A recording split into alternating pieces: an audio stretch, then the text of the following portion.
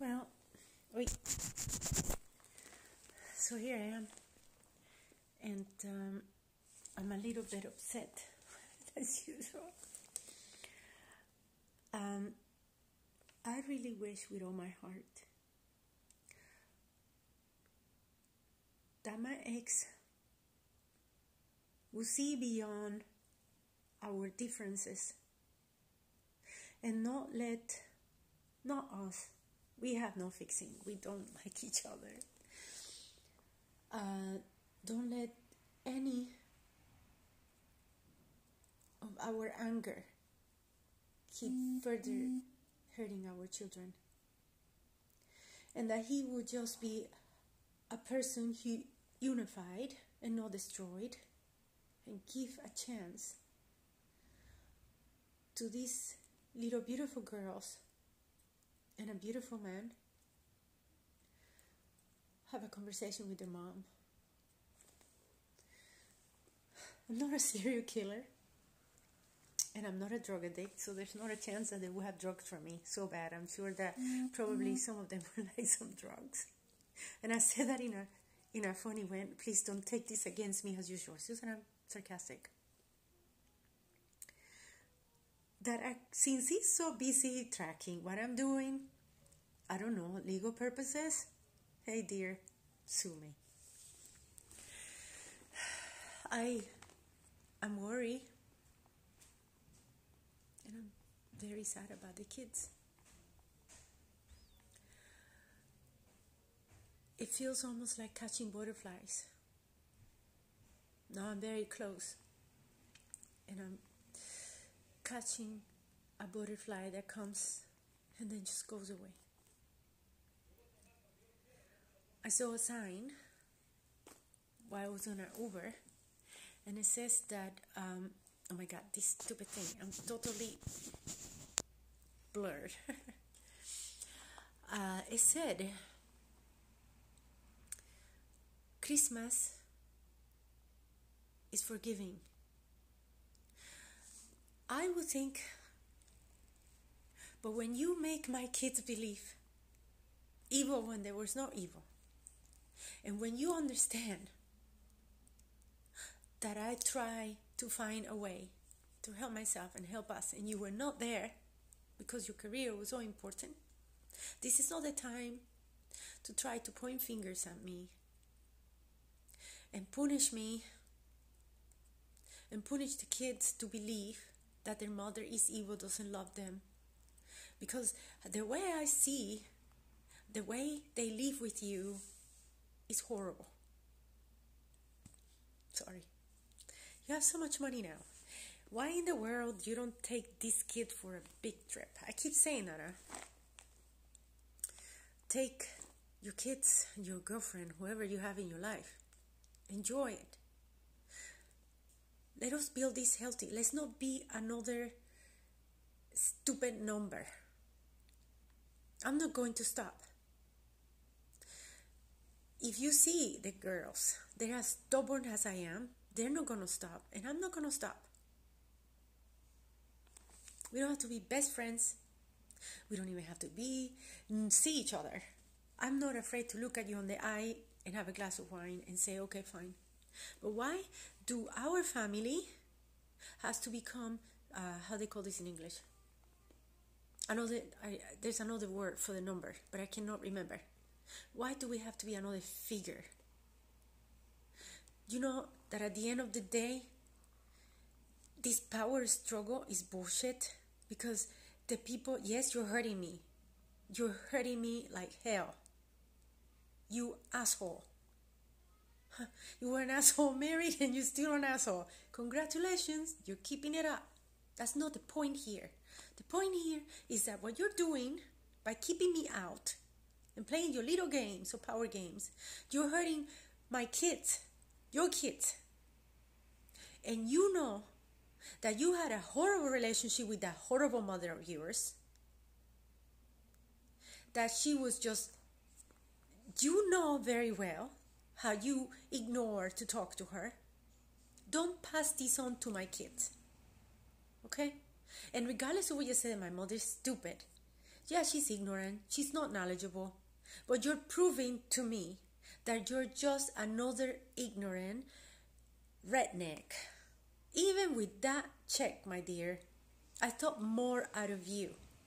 Because you marzipan me all around, trying to make me believe that you were my friend when I called you in Berlin, and then you turn around and you use all that to hurt me. I trusted you. You know, I trusted you, but you wanted to believe something else because obviously you don't believe in family because you don't have a family. You have a dysfunctional family. You come from a broken home. Okay? And you were not a little angel either. And we fucked up.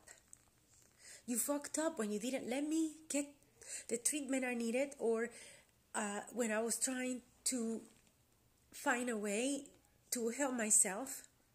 You let me feel that I have to depend on you and that you were the, how you call it in America, the breadwinner of Weiner's.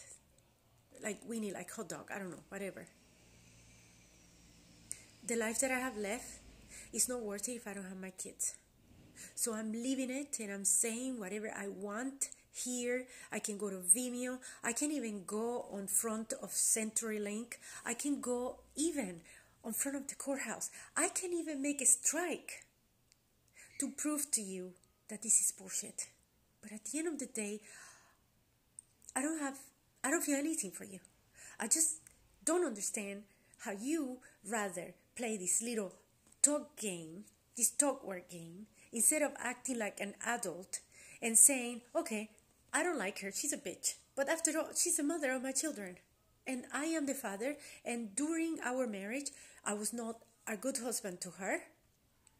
And she was too ignorant and stupid and naive to satisfy me. Okay? And I totally lost it because I didn't even know you. I still don't even know you. I realized after all those years that I divorced a total stranger. Because even a ghetto guy will call the girl and tell them, you do not know what depression is because you never suffered it. I did. And I still have it. And you don't gonna fill me up with little pills. Like you said to me, oh, take all those pills. Because when I talk about pills, I don't think about pills in those ways. Huh? My high is natural. And thanks to everything that happened in my life, I am stronger. And I am not afraid. I am only sad because it's nearly Christmas and you don't let me have an email, an address to send a card. I'm not a terrorist. I'm not the most intelligent person in the world to create a bomb so it will explode on your face. I just want to send a Christmas card. And I want to have some communication. So these girls get out of this stage, this dungeon of darkness, and some snap out of it. Because when I live with you, I lived in this depression that nearly killed me. And then when I go to Europe, it nearly destroyed me. And it took a long time to get out of it. And those girls are so strong. The life that you've given it with all your stupid money is shit. Shame on you. You have found the cheap way, the cheapest town, in the less cultured place. I wouldn't mind if you would have done all this and you would have taken them to Paris or to New York or San Francisco, and you would have used your money into have a nice townhome and give them the time of their life. You didn't even have a Christmas tree when they arrived. They didn't have a sweet 16. You're stingy. You're a miserable, boring, stingy old man. You still are. That with all the money that you make, you cannot afford to two girls that have been raised in a culture of art, music, and literature. You cannot afford to take them to live in the best time. Yeah, keep them. But just show them the world like I tried to do. Huh? I'm like a little Auntie Mame. I understand that. She was better than me. But you have the money now. So just take my daughters to the most interesting town. Take them to travel. Don't let them bury themselves in fucking Omaha. Take them to the old town. Buy a condominium. They have many beautiful lofts there. Why do you have to bury them in some old house that you don't even know how to decorate, huh? My daughters are used to another type of life.